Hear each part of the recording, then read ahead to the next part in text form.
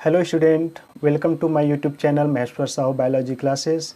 तो आज के वीडियो में हम देखने वाले हैं अंजनन या oogenesis क्या है। पिछले वीडियो में हमने देखा था कि ओवरी के इंटरनल पार्ट में कौन कौन से फॉलिकल बनते हैं और कैसे ओवम का फॉर्मेशन होता है। आज हम oogenesis के कंप्लीट प्रोसेस के बारे में देखेंगे कि ये कितने स्टेज में कंप्लीट होता है। इससे पहले आप अगर चैनल पर नए हैं तो चैनल को सब्सक्राइब कर लें, बेल आइकन को प्रेस कर लें ताकि मेरे आने वाले नए वीडियो का नोटिफिकेशन मिलता रहे। तो चलिए स्टार्ट करते हैं। oogenesis या अंडजनन क्या है। अंडजनन या oogenesis तो अंडाशय या ओवरी में अंडाणु के निर्माण की प्रक्रिया को अंडजनन या oogenesis कहते हैं। जैसे कि आपको पता है कि नर के वृषण में शुक्राणु के निर्माण की प्रक्रिया को हम शुक्रजनन या स्पर्मेटोजेनेसिस कहते हैं, उसी प्रकार से मादा के अंडाशय में अंडाणु के निर्माण की प्रक्रिया को हम अंडजनन या oogenesis कहते हैं, जो कि पुरुष के शुक्राणु जनन से स्पष्ट रूप से भिन्न है, क्योंकि शुक्रजनन बहुत स्मूथली होता है और इनकी शुरुआत प्यूबर्टी के समय या किशोरावस्था के समय होता है। वहीं अगर हम बात करें अंडजनन की या oogenesis की, तो यह बहुत ही कॉम्प्लिकेटेड होता है और इनकी शुरुआत मादा भ्रूण जब अपनी माँ के गर्भ में 6 से 8 वीक का होता है उस समय प्रारंभ होता है। यह बहुत टफ और टिपिकल प्रोसेस होता है जो कई लेवल में आकर के अरेस्टेड होते रहता है। तो अंडजनन की शुरुआत मादा में या फीमेल फीटस में भ्रूणी अवस्था में शुरू होती है और 40 से 50 वर्ष की उम्र तक चलती है। मादा में 1 महीने में केवल एक ही अंडाणु परिपक्व होता है। पहले माह यदि बाएं अंडाशय का अंडाणु परिपक्व होता है तो दूसरे माह दाहिने अंडाशय का अंडाणु परिपक्व होता है। तो इनका रीज़न यह है कि एक ओवरी में केवल एक प्राइमरी oocyte हर महीने आगे की स्टेज में जाता है और अपना मियोसिस कंप्लीट करता है और ओवम का निर्माण करता है। तो इस तरह से पहले माह एक अंडाशय से एक अंडाणु परिपक्व होता है तो दूसरे माह दूसरे अंडाशय का अंडाणु जो होता है वो परिपक्व होता है।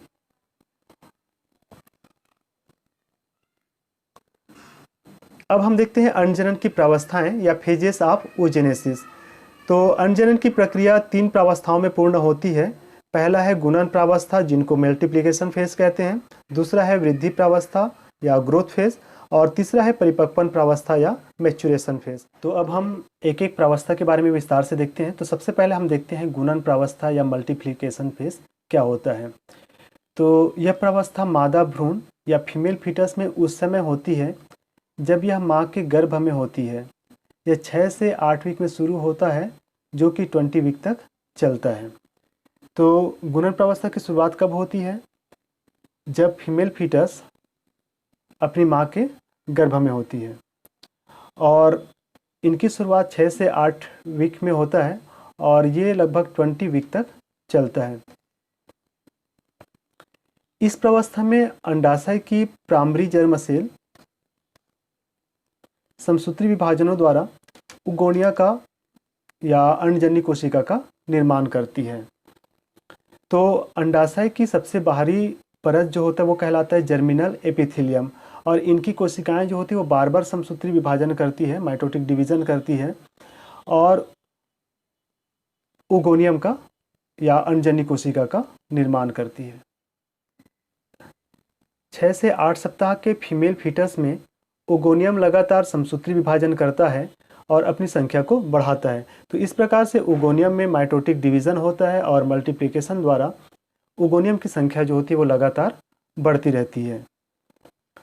20 वीक तक या लगभग 5 माह के फीटस में उगोनियम की संख्या जो होती है वो 6 से 7 मिलियन या 60 से 70 लाख तक हो जाती है।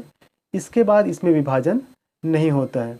तो 20 वीक तक उगोनियम में मल्टीप्लिकेशन होता है तो इनकी संख्या 6 से 7 मिलियन या 60-70 लाख तक हो जाती है और इसके बाद इसमें विभाजन नहीं होता, अर्थात 20 वीक तक इसमें जितना उगोनियम बनना होता है वो बन जाता है और आगे इनकी संख्या नहीं बढ़ती, बल्कि बहुत सारे जो होते हैं वो डिजनरेट हो जाते हैं और जन्म के समय तक इनकी संख्या जो है वो 2 मिलियन तक हो जाती है।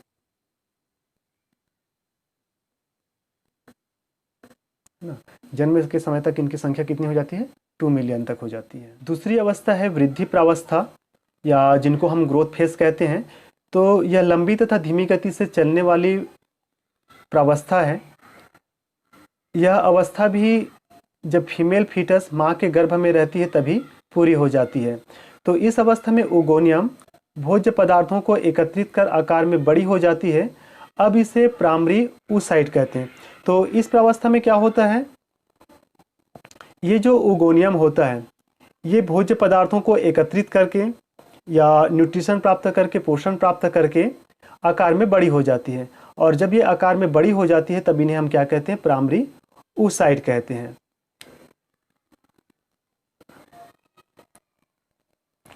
जन्म के समय प्रत्येक ओवरी में लगभग 2 मिलियन प्राइमरी oocyte पाए जाते हैं।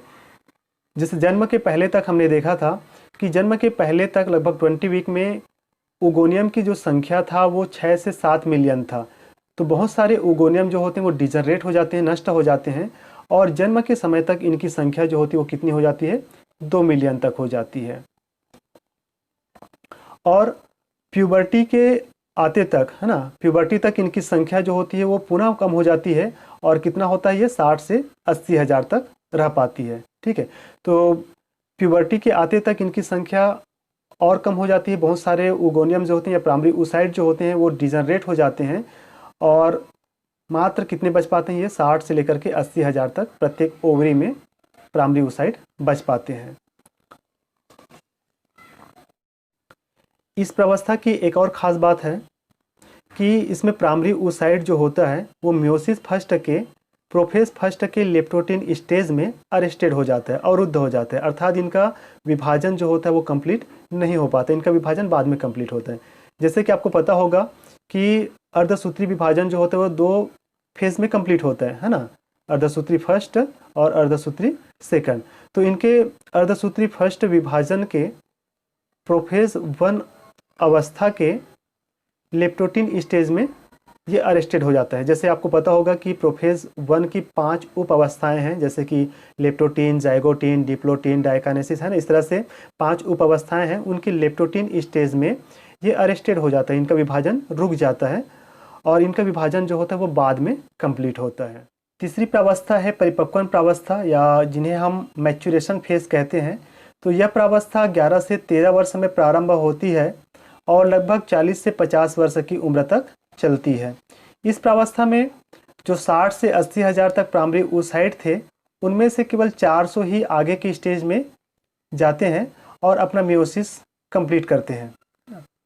तो इस प्रावस्था में प्राइमरी oocyte में 2 विभाजन होते हैं, है ना। कौन कौन से 2 विभाजन, एक तो होता है मियोसिस फर्स्ट और दूसरा होता है मियोसिस सेकंड।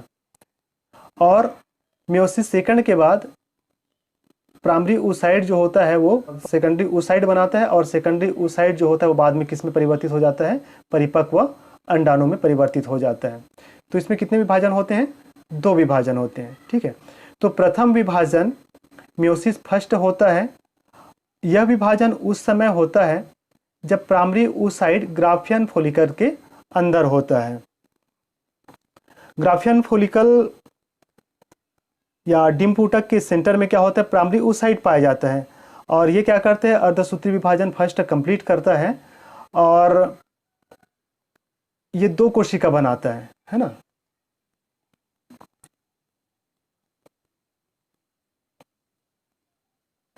इस विभाजन के कारण 2 असमान कोशिकाएं बनती हैं। बड़ी कोशिका होती है उन्हें सेकेंडरी oocyte कहते हैं और छोटी कोशिका जो होती है वो कहलाता है फर्स्ट पोलर बॉडी। ठीक है, तो प्राइमरी oocyte जो होता है ये क्या करता है, विभाजित होता है और विभाजन के द्वारा ये 2 कोशिकाएं बनाता है। बड़ी कोशिका जो होती है वो किस में बदल जाता है, सेकेंडरी oocyte, और छोटी कोशिका जो होती है वो क्या कहलाता है, फर्स्ट पोलर बॉडी। इस प्रावस्था की एक और ख़ास बात होती है कि इसमें सेकेंडरी oocyte जो होता है वो मियोसिस 2 पूरा नहीं कर पाती और यह मेटाफेज 2 में अरेस्टेड हो जाता है। पहले हमने देखा था कि मियोसिस फर्स्ट जो है वो प्रोफेज के लेप्टोटिन स्टेज में अरेस्टेड था, वहीं मियोसिस सेकंड जो होता है ये मेटाफेज सेकंड में क्या होता है, अरेस्टेड हो जाता है, विभाजन जो होता है वो रुक जाता है क्योंकि इनके पास अपना स्वयं का सेंट्रियोल नहीं होता। निषेचन के समय स्पर्म इनके पास आता है और अपना सेंट्रियोल सेकेंडरी oocyte को देता है तब इसमें मियोसिस सेकंड जो होता है वो पूर्ण होता है ना। तो इस तरह से मियोसिस सेकंड भी क्या होता है, कुछ समय के लिए अवरुद्ध हो जाता है। और रीज़न क्या है, क्योंकि सेकेंडरी oocyte के पास अपना स्वयं का सेंट्रियोल नहीं होता। इनको सेंट्रियोल कहाँ से प्राप्त होता है, तो ये प्राप्त होते हैं कहाँ से, स्पर्म या शुक्राणु से, जो निषेचन के समय इनके पास में आता है तब उनसे ये सेंट्रियोल को प्राप्त करता है और उसमें विभाजन जो होता है वो पूरा होता है।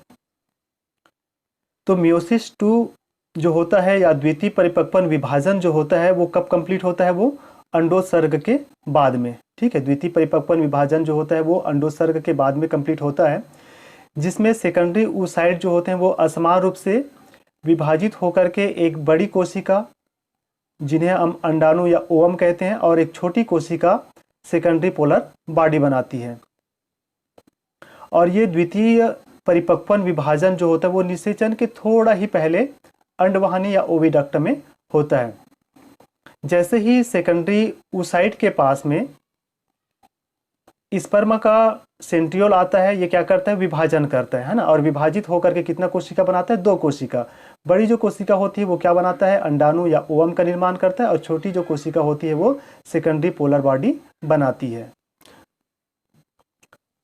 कभी कभी प्राइमरी पोलर बॉडी विभाजित होकर 2 और सेकेंडरी पोलर बॉडी बनाती है। इस प्रकार कुल 3 पोलर बॉडी बनते हैं।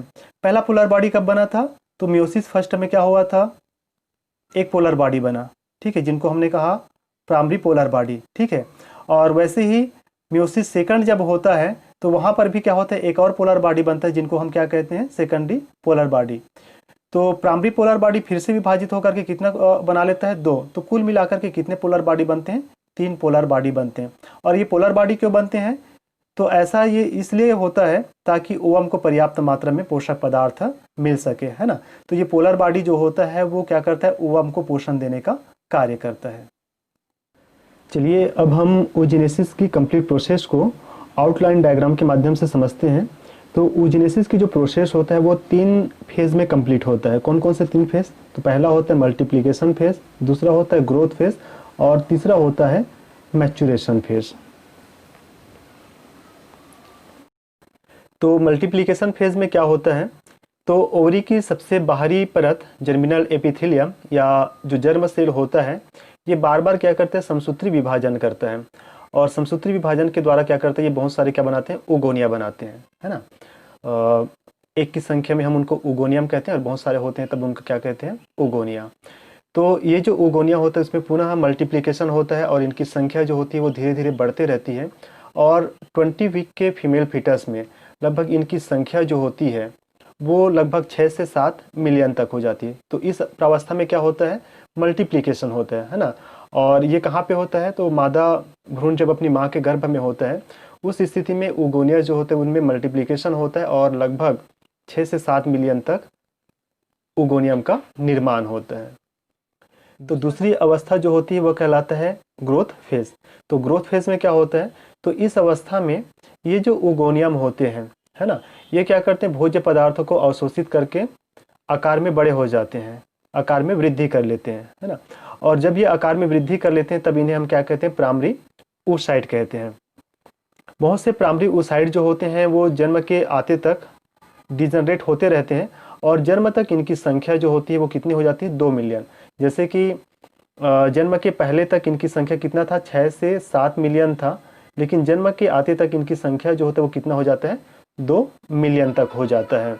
और प्यूबर्टी के आते तक इनकी संख्या और कम हो जाती है और ये लगभग कितने हो जाते हैं, 60 से लेकर के 80 हजार तक हो जाते हैं, है ना। तो इस तरह से प्यूबर्टी तक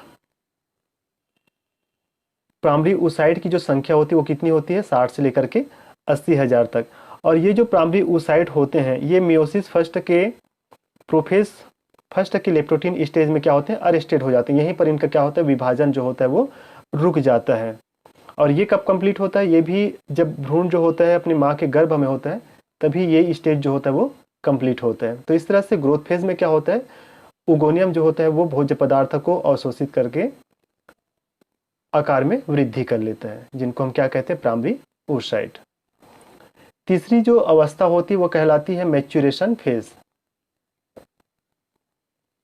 तो मैच्यूरेशन फेज में क्या होता है, तो मैच्यूरेशन फेज 11 से 13 वर्ष में स्टार्ट होता है और इस अवस्था में ये जो प्राइमरी oocyte होता है जिनकी संख्या 60 से 80 हज़ार होता है, इनमें से केवल 400 प्राइमरी oocyte जो होते हैं वो आगे की स्टेज में जाता है और अपना मियोसिस फर्स्ट जो होता है वो कंप्लीट करता है। तो इस तरह से प्राइमरी oocyte जो होता है वो जब अपना मियोसिस फर्स्ट कंप्लीट करता है तो दो कोशिका बनती है, एक बड़ी कोशिका बनती है जिन्हें हम सेकेंडरी oocyte कहते हैं और एक छोटी कोशिका बनती है जिन्हें हम फर्स्ट पोलर बॉडी कहते हैं। इसके बाद क्या होता है, ये जो सेकेंडरी oocyte होता है उनमें विभाजन फिर से रुक जाता है, मियोसिस 2 के मेटाफेज में ये फिर से अरेस्टेड हो जाता है क्योंकि इनके पास अपना स्वयं का सेंट्रियोल नहीं होता। तो ये विभाजन कब करता है, तो अंडोत्सर्ग के बाद, है ना। निषेचन के समय जब स्पर्म जो होता है ये सेकेंडरी oocyte के पास में आता है और अपना सेंट्रियोल जो होता है वो सेकेंडरी oocyte को देता है, तब ये क्या करता है, विभाजन करता है ना। और विभाजित हो करके पुनः ये दो असमान कोशिका का निर्माण करता है, एक बड़ी कोशिका बनाती है जिन्हें हम ओवम या अंडाणु कहते हैं और एक छोटी कोशिका बनती है जिन्हें हम सेकेंडरी पोलर बॉडी कहते हैं। कभी कभी ये फर्स्ट पोलर बॉडी जो होता है वो फिर से विभाजित हो करके दो सेकेंडरी पोलर बॉडी का निर्माण करता है। तो इस तरह से 3 सेकेंडरी पोलर बॉडी का निर्माण होता है और ये सेकेंडरी पोलर बॉडी जो होता है ये क्या करता है, ओवम को पोषण देने के काम आता है ना। तो इस तरह से oogenesis की प्रोसेस में अंत में एक जो प्राइमरी oocyte होता है इनसे क्या होता है, एक मैच्योर ओवम का निर्माण होता है। अब हम देखते हैं अंडाणु की संरचना या स्ट्रक्चर ऑफ ओवम। तो मानव अंडाणु मादा युग्मक या फीमेल गैमीट होता है ना। मानव का जो ओवम होता है यही क्या होता है, फीमेल गैमीट होता है और यह गोलाकार, अचल एवं सूक्ष्म पीतकी होता है ना। इनका आकार जो होता है वो स्फेरिकल शेप होता है और इनमें पीतक की मात्रा बहुत कम होती है, इसलिए इसे सूक्ष्म पीतकी या माइक्रोलेसिथल कहते हैं। इनके कोशिका द्रव्य के मध्य में एक अगुणित केंद्रक पाया जाता है ना। डायग्राम से समझते हैं चलिए। तो ओवम जो होता है इनका आकार स्फेरिकल शेप होता है और इसके मध्य में साइटोप्लाज्मा होता है जिन्हें हम उप्लाज्म कहते हैं। इसके मध्य में क्या होता है, एक केंद्रक पाया जाता है और इसके अंदर में क्या होती है, केंद्रिका होती है।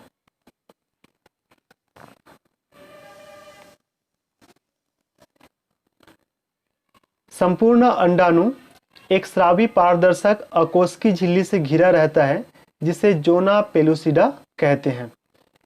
यहाँ पे देखिए इसके चारों तरफ एक झिल्ली पाया जाता है ना। और ये जो होता है वो पारदर्शक अकोष्ठी झिल्ली होता है जिन्हें हम क्या कहते हैं, जोना पेलुसिडा।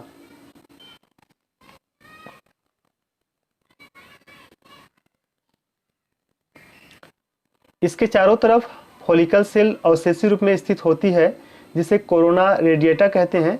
यह स्तर निषेचन उपरांत विलुप्त हो जाता है ना। यहाँ पे देखिए बहुत सारे सेल दिखाई दे रहे हैं जो कि फॉलिकल सेल होते हैं और अवशेषी रूप में पाए जाते हैं और इन्हें हम क्या कहते हैं, कोरोना रेडिएटा, है ना। इन सभी सेल जो है वो क्या कहलाते हैं, कोरोना रेडिएटा। और ये जो कोरोना रेडिएटा होता है निषेचन के बाद में सभी क्या हो जाते हैं, ये विलुप्त हो जाते हैं। अंडाणु के प्लाज्मा झिल्ली को वेटेलाइन मेम्ब्रेन कहते हैं, है ना। यहाँ पे अंदर की तरफ क्या होता है, एक झिल्ली पाया जाता है जो क्या होता है, प्लाज्मा झिल्ली होता है और इस प्लाज्मा झिल्ली को हम क्या कहते हैं, विटेलाइन मेम्ब्रेन।